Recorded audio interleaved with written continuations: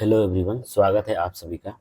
जैसा कि आप सभी को पता है कि हम क्वेश्चन नंबर 8 कर रहे थे और इसके पहले के जो क्वेश्चन हैं वो सभी मैं सॉल्व करा चुका हूँ। ठीक है, तो चलिए हम देखते हैं क्वेश्चन नंबर 8 क्या बोल रहा है।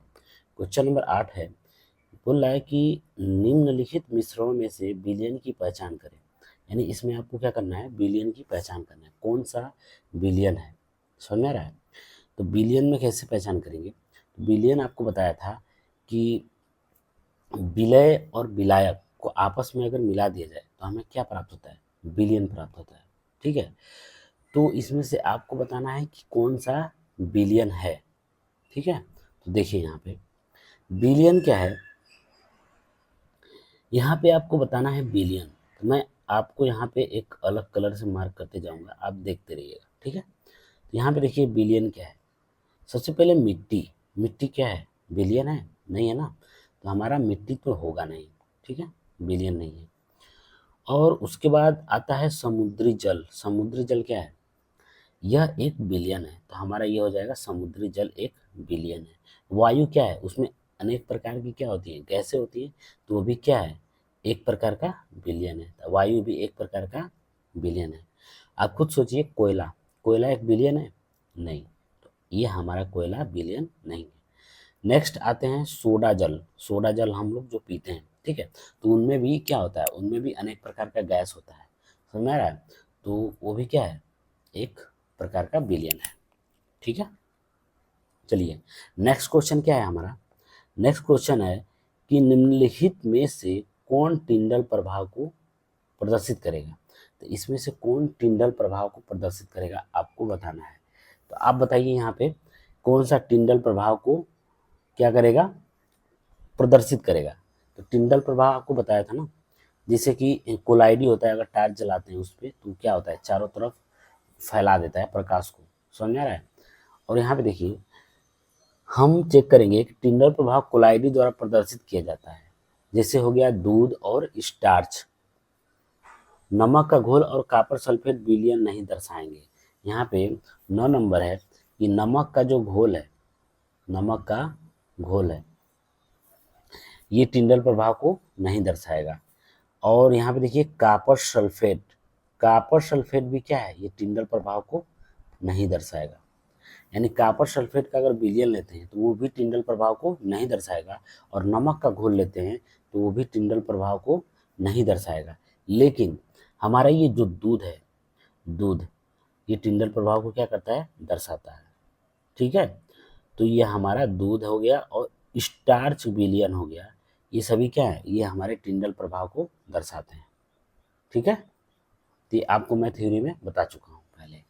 चलिए अगला क्वेश्चन क्या है हमारा। नेक्स्ट क्वेश्चन है 10 नंबर का क्वेश्चन। देखिए निम्नलिखित को तत्व, यौगिक तथा मिश्रण में वर्गीकृत करें। यानी इनको यहाँ पे जो दिया गया है तत्व और यौगिक और मिश्रण, कौन मिक्सचर है, उसको आपको क्या करना है, अलग करना है, यानी अलग अलग करना है। तो देखिए यहाँ पे हम लिख देते हैं, यहाँ पे आपको समझ में आएगा। एक साइड लिख देता हूँ मैं तत्व, ठीक है, और दूसरे टाइप में दूसरी तरफ लिख देता हूँ यौगिक यानी कंपाउंड, ठीक है, और तीसरी तरफ लिख देता हूँ मिश्रण, यानी तीसरा पॉइंट मिश्रण लिख देता हूँ। इनको मैं अलग अलग कैटेगरी में बांट देता हूँ। जैसे मैंने बांट दिया इसको, ऐसे कैटेगरी में बांट दिया, ठीक है। आपको यहाँ पे मैं बता दूंगा कौन कौन सी है। तो देखिए यहाँ पे तत्व आप देखिए एक ही प्रकार के परमाणु होंगे उसमें। तो यहाँ पे आप खुद देखिए ए से लेकर के जी तक, ए से लेकर के जी तक आप खुद देखिए कि इसमें कौन सा तत्व है। पहले तत्व को लिखेंगे, ठीक है, तो इसमें आपको तत्व को लिखना है। सबसे पहले तत्व को लिखने के लिए आप क्या करेंगे, यहाँ पे आप लिखेंगे, देखिए इसमें से कौन सा तत्व है, तो तत्व हमारा हो जाएगा, देखिए सिलिकॉन, ठीक है। सिलिकॉन क्या है, एक प्रकार का तत्व है, ठीक है। हम देखते हैं यहाँ पे चांदी, चांदी भी क्या है, एक प्रकार का तत्व है। और आ जाता है हमारा टीन, ठीक है, तो हमारा इसमें हो जाता है कितना, सोडियम, एक हो जाता है सोडियम। तो कितना हो गए, एक हो गया ए नंबर, और उसके बाद डी नंबर और एफ नंबर और जी नंबर, ये सभी क्या है, तत्वों में आ जाते हैं। ठीक है। और यौगिक में क्या आएगा, यौगिक में ये स्थिर अनुपात में रहेंगे। समझ में आ रहा है, यानी कि इनका जो अनुपात होगा ये स्थिर होगा। तो यौगिक वाले पोर्शन को हम यहाँ पे लिख देते हैं। यौगिक वाले में देखिए, कैल्शियम जो होता है ना, कैल्शियम ये एक प्रकार का यौगिक है, ये स्थिर अनुपात में होता है। उसके बाद हमारा क्या है, कार्बोनेट। कार्बोनेट आपको दिख रहा है कहीं, कार्बोनेट देखिए यहाँ पे इधर जरूर होगा कार्बोनेट। एक मिनट, पहले यहाँ से सॉल्व करते हैं। ठीक है, यहाँ से एक एक करके देख लेते हैं। देखिए साबुन, साबुन दिख रहा है, साबुन इधर होगा। देखिए कोयला, ये साबुन हो गया। ठीक है, साबुन हो गया। साबुन के बाद हमारा क्या आता है, मीथेन, ये हमारा मीथेन हो गया। ठीक है, और इसमें और क्या है आप बताइए, कार्बन डाई ऑक्साइड, यहाँ पे हमारा ये कार्बन डाई ऑक्साइड हो गया। यानी ये सभी क्या है, ये सभी यौगिक में आते हैं, ये स्थिर अनुपात में है। तो आपको यहाँ पे लिख देना है कि ये हमारा हो जाएगा ई नंबर, यौगिक में आएगा। उसके बाद आ जाएगा हमारा इसमें देखिए जे नंबर, ये मैं आपको मार्क कर दिया हूँ, आप लिख लीजिएगा। ठीक है, चलिए हम नेक्स्ट देखते हैं मिश्रण। मिश्रण क्या होता है, मिश्रण तो आपको सीधा सीधा दिख जाएगा। मिश्रण में सिंपल है, देखिए हम इसमें देखते हैं मिश्रण। मिश्रण में हमारा मिट्टी आ जाएगा, चीनी आ जाएगा। ठीक है, मिट्टी, चीनी, और क्या बच रहा है, कोयला भी मिश्रण है, वायु भी मिश्रण है। ठीक है, वायु भी क्या है, मिश्रण है। उसके बाद रक्त, रक्त भी क्या है, मिश्रण है। तो आपको यहाँ से समझ में आ गया होगा कौन सा मिश्रण है, कौन सा यौगिक है और कौन सा तत्व है।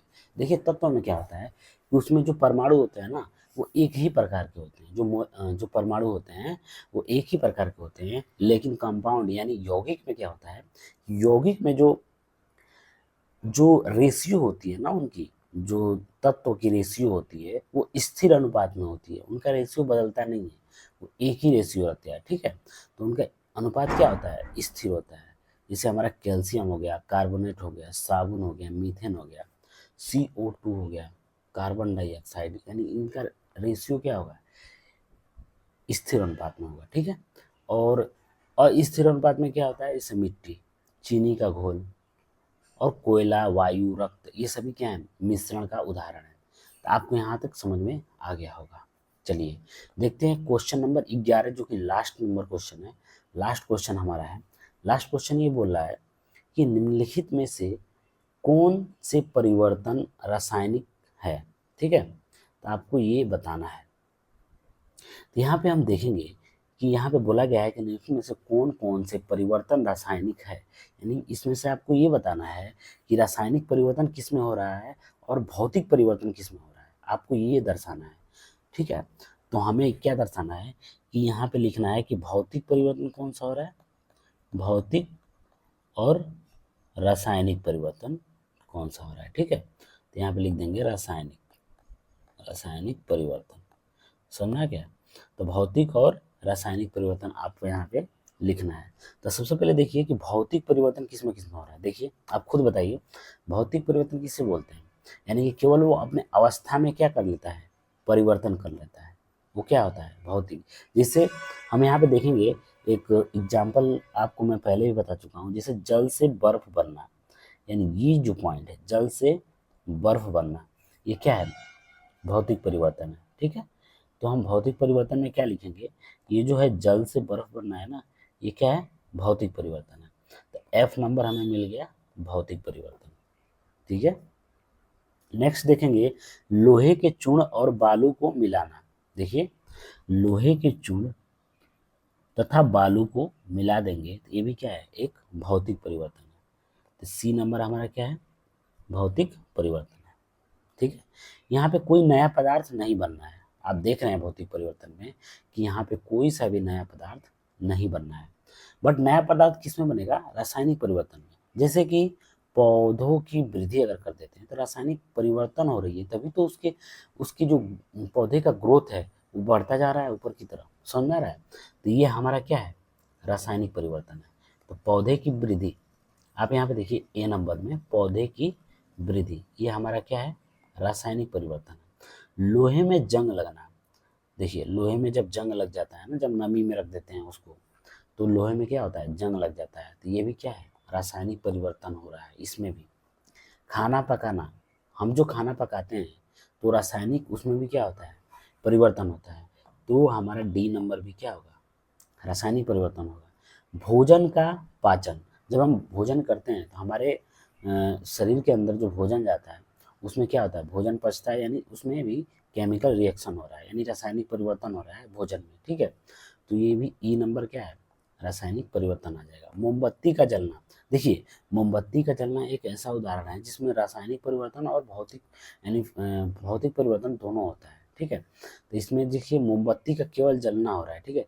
तो इसमें क्या हो जाएगा, इसमें हो जाएगा रासायनिक परिवर्तन। इसको मैं यहाँ पे लिख देता हूँ, ठीक है। तो ये क्वेश्चन आपको बहुत अच्छे समझ में आ गया होगा, और इस क्वेश्चन को आप तैयार कर लीजिएगा, ठीक है, जो कि आपको एग्जाम में बहुत हेल्प दिलाएगा, ठीक। तो हम आज ये प्रश्नावली खत्म करते हैं, ठीक है। ये हमारा प्रश्नावली खत्म हो गया, और हम नेक्स्ट चैप्टर पढ़ेंगे, चैप्टर नंबर 3, ठीक है।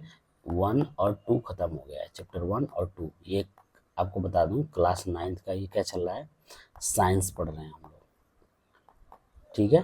क्लास 9th का साइंस पढ़ रहे हैं, जिसमें से हम 1 और 2 नंबर चैप्टर को समाप्त कर लिया है, और हम नेक्स्ट चैप्टर में पढ़ेंगे तीसरा, ठीक है। और तीसरा चैप्टर हम अच्छे से आपको पढ़ाने की कोशिश करूँगा, ठीक है। चलिए, धन्यवाद।